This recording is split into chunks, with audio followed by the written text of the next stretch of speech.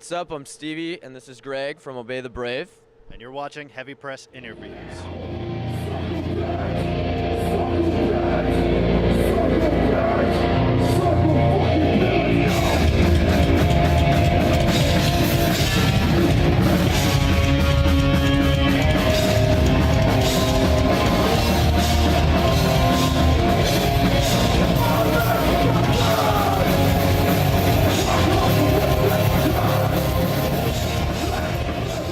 So this is going to be, we're in Toronto right now, the second date of your month-long Canadian tour. Maybe why don't you tell us a bit about what we can expect from this tour? Any new music, anything exciting? A new backline, brand new song that's going to be on an album that hopefully we'll release in the spring. I'm not sure, but yeah. Awesome. You guys looking forward to it? Yeah, of course. That's what we do, right? It should be good. So you guys just got back from Japan. I saw lots of pictures on the internet. I'm pretty jealous. It looked like a good time. Why don't you tell us about Japan? Like, what's the scene like there? How was it different for you guys? Japan was wild. It was our first time there. We did it with the guys in Shai Halud, so that was cool. It was our first time playing with them and meeting those guys. They're all great. We connected like an Australian run and a full Asia run at the same time, so it ended up being about a month and a half over there. Crazy experiences, a whole other world over there. And language barrier too. Like, how'd you guys kind of find your way around? That was weird. That was the hardest part. Like, some places are okay, but like it got pretty weird. It was frustrating sometimes, but it's cool. So it's awesome. So you guys have been really busy this summer, like we just said, Japan, and you guys have played some huge festivals: Heavy Montreal, Warped Tour, Amnesia, Scene Fest. Now you're playing Koi tomorrow. What have been some of your highlights from these shows? Have you guys met any cool bands? Met any cool fans? I know Greg met a lot of people at Heavy MTL. Yeah. I met Phil Anselmo, Zach Wild. I like fanboyed pretty hard. Like, I usually don't fanboy that hard, but like Phil Anselmo, I can barely get a word out. I was just like, Phil. Like, he seems like a cool dude too. I saw him recently. Cool. Yeah. He's pretty sweet. That's awesome. So I've got another kind of random question. I actually saw you guys posted this on your Facebook a few months back. What would your perfect tour lineup be for you guys? If you could play any fantasy tour in the world, who would be on it? I'm sure the answer would be different from member to member. I think the one big one would be Pantera. Yeah, that would probably be on everyone's list. Pantera headlines. Pantera headlines. Any other kind of influential bands? I mean, I would kill the tour with Slipknot. That would be rad.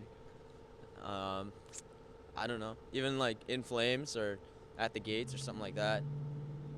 Awesome. So what point would you guys say that you really started to become noticed? Day one. It was ridiculous. Like, Really? yeah, none of us expected anything that happened. So, I don't know. It was just crazy.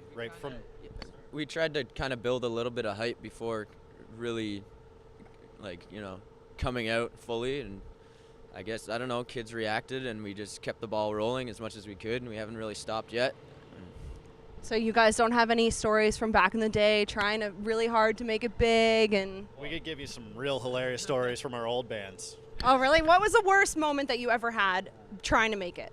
No bad moments. I mean, everything is for a reason, but I mean, me and Greg, we were in a band together beforehand called Darkness Rights for 6 years, something like that.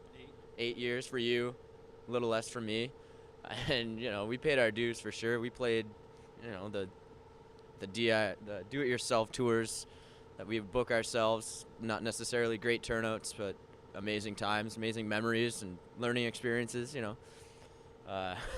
We've definitely, playing shows in front of a couple people, or I don't know. We definitely didn't always have it amazing or great by any means. Well, I guess if you can survive that, then you can handle the Well, big that's it. stuff, Like, right? This band was made up of people like Despised Icon, Blind Witness, and Darkness Rights, our old band, kind of crapped out at the same time. So like everybody had different idea. Like the guys in Despised Icon had families and they wanted to go do that thing, and Alex wanted to stay playing music. And then we were the same way in our band. Everybody went to school or did whatever, went and been whatever, bank managers and shit like that. Blind Witness, same thing. Like everybody had their different routes, and then we were the only ones left behind that wanted to play music. And that's how this happened. Awesome, awesome. So Youngblood was released. You guys just had your 1-year anniversary last month. So what has that album done for you guys on a more personal level? How has it kind of changed who you are now? Well, it gave us a chance to see the world, for one. I mean, we've been touring that album since it came out, and we got to see maybe 30 countries already because of it. So got new experiences, new lifestyles, new, worldwide ways of living that we've got to firsthand experience. So that's cool. The biggest thing I've learned, it doesn't matter where you are in the world, Japan, Russia, anywhere, everybody wears flat brim hats and Vans. Every kid, that is the staple in music, I think. It's hilarious. That's awesome. And pigeons are the same everywhere. Yeah, pigeons are everywhere. There's actually pigeons in Japan. Yeah. Normal ones. They're like normal. Like pigeons. I never thought I would see that. Remember They at get that around. castle where one of them fell out of a tree or something, and it looked like it was dead for 10 minutes, and then it just randomly got up and started walking again. Awesome. So what's your favorite Obey the Brave track and why? Oh man, I don't know. Maybe Live and Learn, because I don't know. It was the first one we released, and for me, the drumming wise, it's a fun one to play. Ditto. Good answer. All right. So what advice would you guys give an aspiring musician, I guess? How do they break through when you're saying you're do-it-yourself tours? What advice would you give on making it to where you guys are now? Yeah, give her. Just give her. It's Give her. It's what we say every time this gets asked. It's just give her. That's all you can do. You just go out there and you try and you work hard and you give her. Awesome. Good advice. Always the second you give up was the second you could have made it. So I guess my last question is, what's next for you guys? You already said we've got some new stuff coming along this tour. Anything else you guys want fans to know about? Well, November coming up, we got another European UK run coming up with D's Nuts and Straight from the Path. That's going to be awesome. Looking forward to that one. And yeah, we're going to be hitting the studio this year for the end of the year, and then hopefully a spring release for the next album. We're all really excited about the direction that all the new songs are kind of shaping up to be. We feel like we kind of honed in on the sound that we're going for, kind of, I guess, what Youngblood kind of gave us the identity, and then now we're going with that, molding into what we feel is our comfortable sound. So we're really excited about that. Awesome.